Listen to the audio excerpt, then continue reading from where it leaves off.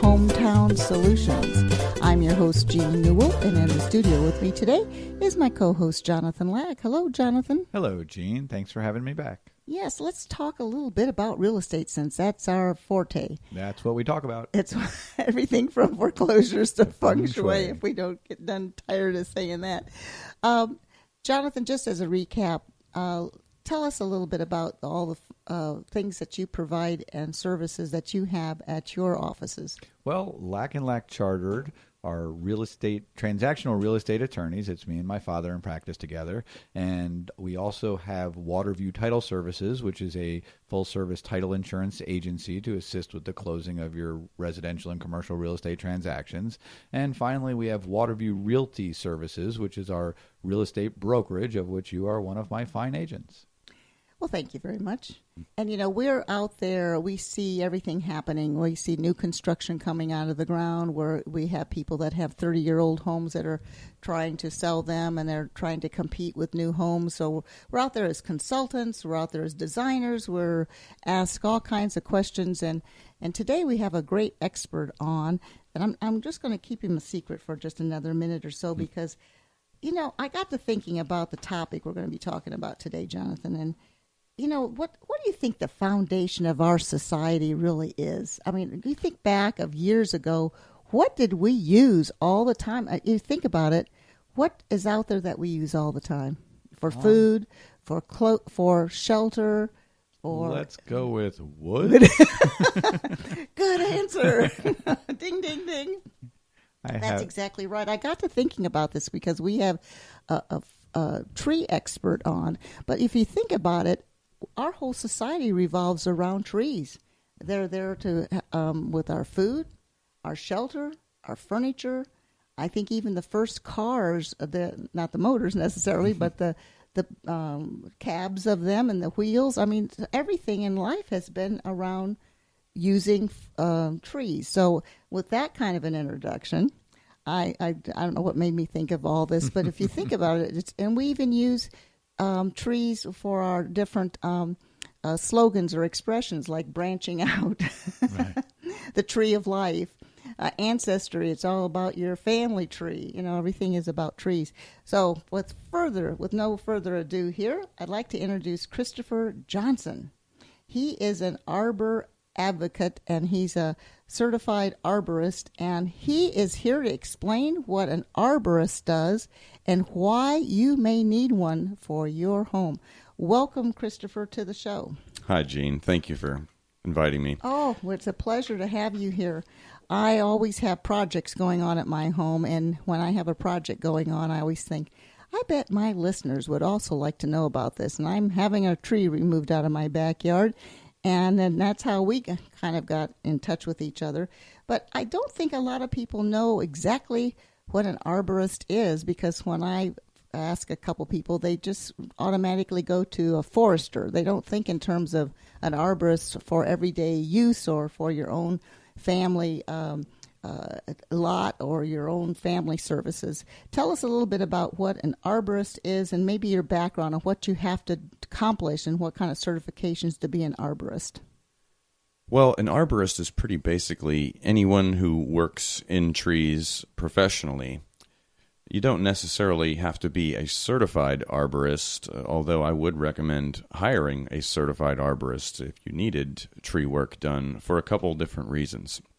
A certified arborist has taken tests and has a breadth of knowledge that most regular arborists do not, and they're also bound by a certain code of ethics, much as you are, Jean, as a realtor, I'm sure. And there's just the breadth of knowledge that they have is definitely superior to someone who just has a chainsaw and a pickup truck and right. They cut trees. Right. And sometimes we go to the big box stores, one of the Home Depots and Lowe's, and we walk in and we see a tree and a barrel, a bucket, and we take it home, and we really have no clue on whether that's right for our soil, right for our lot. We don't know anything about that except that it's $69 and we're going to put it in our trunk of our car. And that's about what people think of when they buy a tree.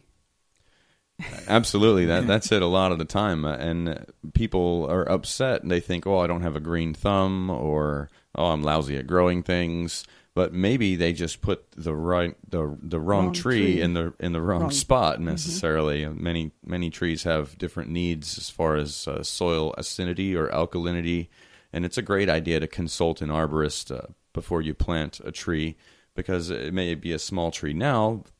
30 years from now, it may be looming over your house, and then it's a real problem, and it's much more costly to maintain than had you planted it in the more appropriate place at your home, or planted a more appropriate tree altogether for what you were looking for. I know we've discussed this. I've been in my home 30-some years, and I seem to not be able to have a shade tree. I want a shade tree in my backyard, and no matter what I plant, it gets to about 10 years, nice and shade tree. I get something fast growing.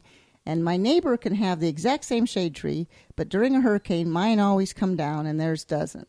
So I used to say, and maybe I'm going to be correct when we get into this one, taking this one out, I think I'm on a spring. I think my backyard is on a natural spring, and it's just too wet back there for certain trees, because it just seems like they topple down and no one else's does, and I can't quite figure this out. But lo and behold, I'm going to have a shade tree in there somewhere along the line, and you're going to help me figure out which one to put back there. Well, to help our audience out there, as far as Christopher Johnson with the Arbor Advocates goes, when planning a lot, let's say I'm building a new home, and maybe even working with a builder, but they work on the home, they work on the tile, the flooring, the cabinets, all of that stuff, but rarely do we get involved in the landscape design, and landscape design ultimately is very important. Do you assist with both landscape design and what goes into some of the decisions other than simply aesthetics? That's a fantastic question. Most of the time, I don't really get into what most people would call landscape architecture, except where it relates to trees. Like tree protection zones are often put in place during construction to protect the tree's root system if it's already there and we're working around it. And I also will consult to homeowners who are wanting to plant trees after the construction has taken place as to what would be a good tree and where would be a good place to put it. Much of my background was actually in power line clearance. I spent over 13 years working in power line clearance, and many, many times we saw beautiful trees planted right underneath the power line, and they weren't beautiful for very long because the power company has to come through and their contractors cut a V through it or cut an L through it or cut it in some way, top it down, and it really ruins the aesthetic value of the tree for many homeowners. Right. So you speak of then the protective zone. For example, I have a lot out in the Grant-Valcaria area, and well, I'm not at the moment. If I wanted to do some building on that lot, would I consult with you on the trees that are there? I mean, I'm obviously to build on it, I'd have to do some clearing, but would I consult with you about what could stay and what could go, or how to work, to build and not destroy the more older substantive trees that are there? Absolutely. That would definitely be a great idea to consult with an arborist to determine what trees are vigorous enough to endure the construction project, and also what would be necessary to protect the tree's root system from soil compaction or even mechanical damage from heavy equipment. Great. I know I was on the internet researching some of the tree information, and something kept popping up that it says if someone offers to top your tree or to make it safer, kick them off the property. Tell us a little bit about it. It says here topping was accepted 45 years ago, but now science has since shown that's the worst thing that you can do to a tree. Another bad sign, someone who wants to come in and reshape your trees in such a way that perhaps it's not going to be beneficial for them. Tell us a little bit about this topping off your tree. Yeah, it's Jean. Topping is horrible for trees because the tree wants to have a top. That's the reason that they grow vertically. In most cases, trees start out as young trees in an excurrent fashion, meaning they're growing essentially straight up. And as they mature, they get a more rounded or decurrent shape. When you top a tree, most of the time what happens is the tree will try to replace its top with faster growing, more weakly attached shoots, which become weakly attached leaders, and those are typically the portions of the tree that fail, especially through our rough Florida weather. So we're coming up on hurricane season. Is it start June 1st, July 1st? It's too soon. Whenever it starts, I'm already June 1st. sad. Yeah, June so 1st. We're there, unfortunately. But again, what happens is exactly that. I have a yard full of trees, and I got guys coming by all the time saying, you really need to get those trimmed. What do you recommend is the proper way to go about handling that as opposed to the yard guy coming along and say, I'll do it for $50? Right. I would have an arborist come in, and they can do a risk assessment, which is one of the services that I offer is tree risk assessment. And what they'll be looking for primarily are dead wood, limbs that may be overextended. Maybe you've heard the term lever arm. You can hold 5 pounds close to your body, but when you put 5 pounds out further away, the heavier the load is away from you, the harder it is to hold up. The same is true for forces in a tree, whether it's just gravity by itself or whether it's potential wind-loaded force or any force for that matter. So would you, as part of your services, in addition to the risk assessment, do you provide the trimming service, or do you provide the advice and then recommend a trimmer? Sometimes I will do both. I'm very busy this time of year, and a lot of the recommendations that I make that I can't do myself, I recommend Tree Service Express. Nick Rocco runs that operation. He's an outstanding arborist, and I'm fully confident in his abilities there. So I have no problem referring that out to him and his organization. And I would definitely recommend and toward doing that end, why don't you give us your contact information so if people have questions, they can reach out to you? They can reach out to me at arboradvocates@gmail.com. Okay, great. And Arbor Advocates then is the name of your company. And yes, again, sir. It's Christopher Johnson.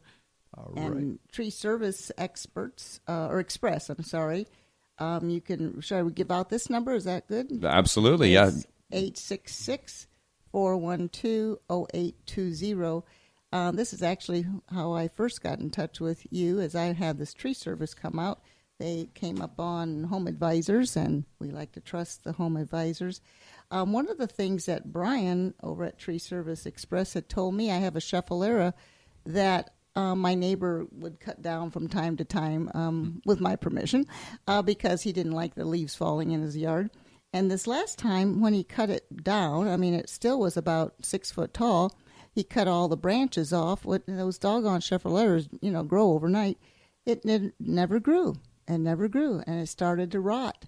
And I said, this is unusual because any time, my mother and father used to take bushes right down to the ground to make them stronger and healthier. And I said, I can't understand.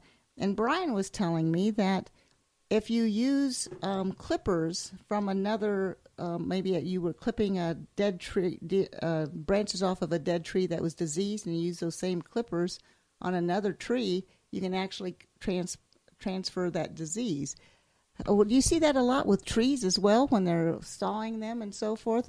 Absolutely. We see that quite a bit, actually, and that's another reason that I would recommend a certified arborist do the trimming that's required as opposed to Joe Schmo's tree service or whoever's off the street because especially at Tree Service Express they disinfect and treat their tools and equipment from job to job and even from tree to tree. Sometimes if there's an infected tree, they'll sterilize everything and then move on with the rest of the job because some tree diseases are communicable even within different species, but definitely within the same species. If you have one particular palm that's infected with a disease or one tree that's infected with a disease and you have several other trees of the same type and species, the rate at which that disease can move around your yard is alarming.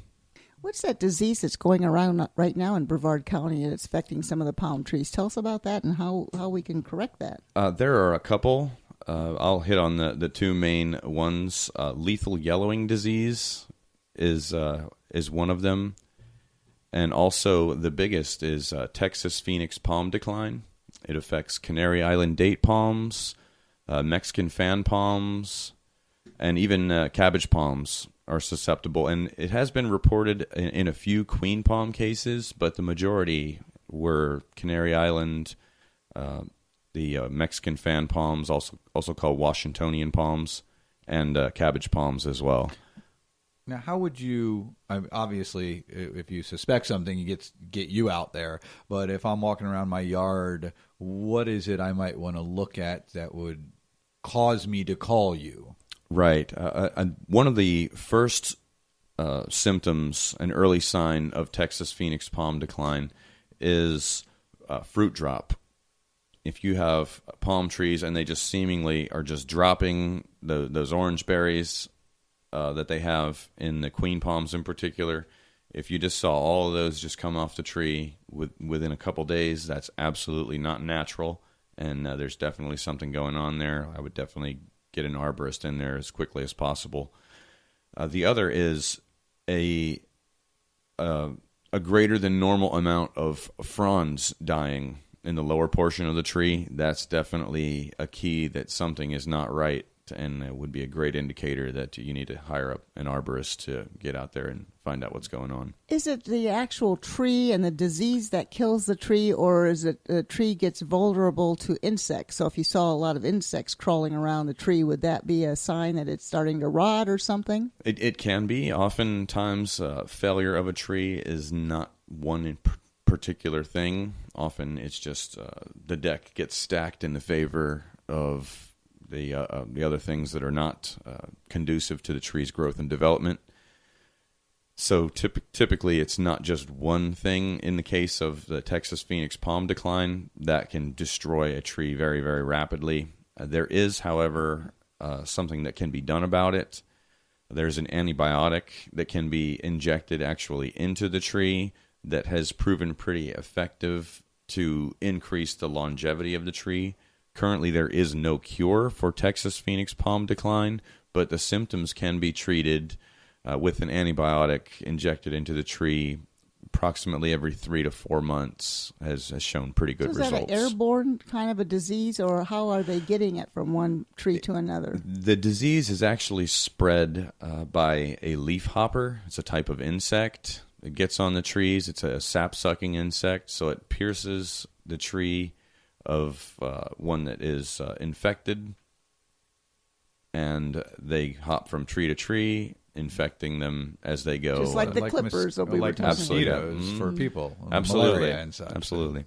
Well, I don't think we realize that it's a living thing that actually has, I don't want to say it has feelings, but when you talk about, we were talking about cutting off a branch, and they have a trauma when that branch gets cut off, right? And they send all their little nutrients there to rebuild and whatever they have to do. And you think, oh my gosh, maybe there's something to this, talking to the trees and talking to your plants. I don't know. There absolutely is something to that. And again, I want to give a plug to Christopher and Arbor Advocates. Christopher, why don't you give us your tagline, if you will, because I like that. Well, at Arbor Advocates, we are tree pros that are pro-tree. Right. Our emphasis is on saving the trees when it's possible and when it's practical to do so. Cabling, bracing, lightning protection, all of those are things that we can do to help prolong the life of your tree. If it's special to you, it's definitely special to us as well. And it is important to note that trees are living things, and without them we wouldn't, because they convert the carbon dioxide to oxygen and keep us alive. Exactly. And I want to apologize right from the opening of the show when you blindsided me with that question, and I came up with this horrible answer of wood. That's pretty anti-tree, and I apologize to all the trees in the world. I love trees. I have a very wooded yard, and I don't intend to use them for wood. There we go. Every tree forgives you for that. No, but it's really true. We used trees years ago. If you go to any place that has farmhouses, it can be a complete desolate of farmland as far as just crops, and then you see the farmhouse and a shade tree, because the trees have been part of our foundation, our society, and everything. And I don't think we really give enough credit to people like yourself that are out there trying to salvage the good trees and trying to make the best of what we have and not have because there's been all these different things that have happened over the 30 or 40 years that I've been in South Florida and here that you hear of. Well, there for a while it was those fruit trees. They get a disease, and next thing you know, your neighbors get it, and down the street, and it can completely destroy the crops as well. So there's a lot to learn. I want to call you doctor. That's not too far off, actually,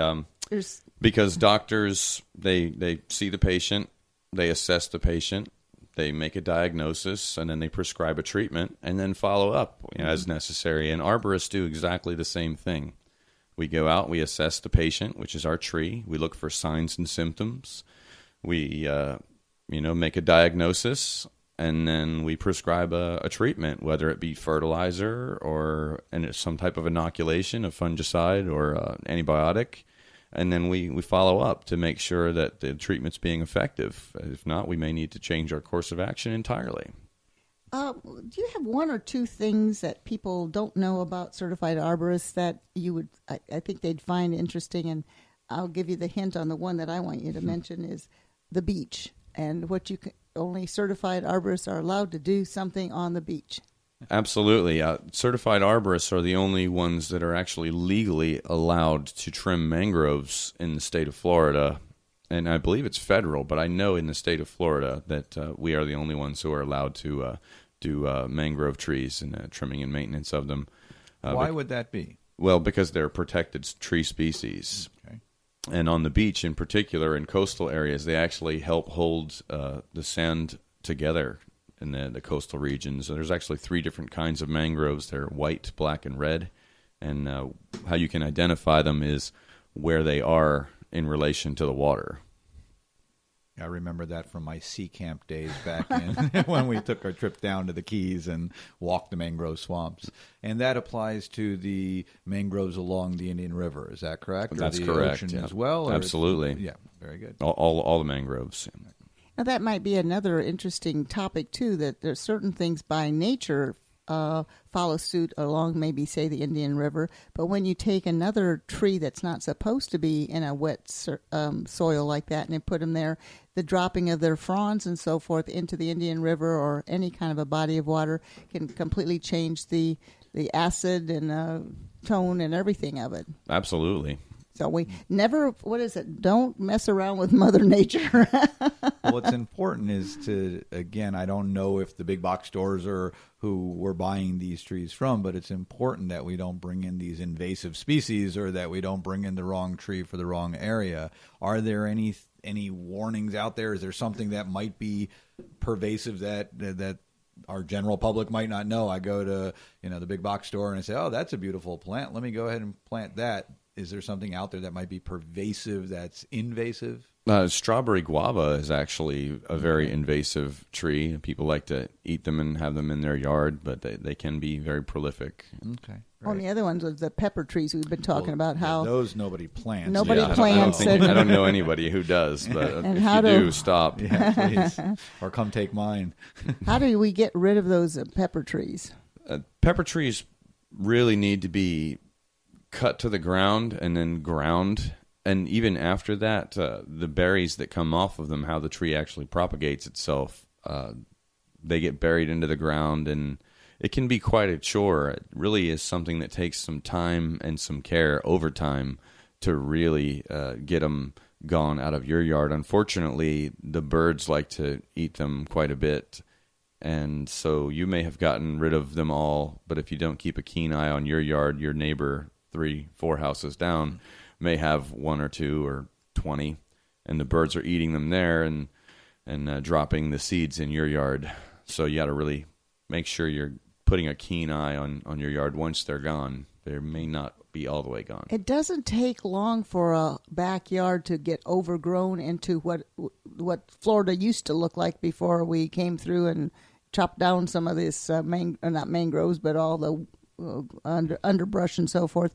I can't believe how sometimes we go to a home that's maybe in a foreclosure state or something, and the backyard already looks like it's been taken over, because between the pepper trees that grow overnight and the weeds and different things, it's amazing how I always wondered, how do these cities ever get buried? Because you can't think of how a city in another country from 1,000 years ago, it wouldn't take long. I even see my brick pavers and things sinking into the ground, so it doesn't take long to get out of hand.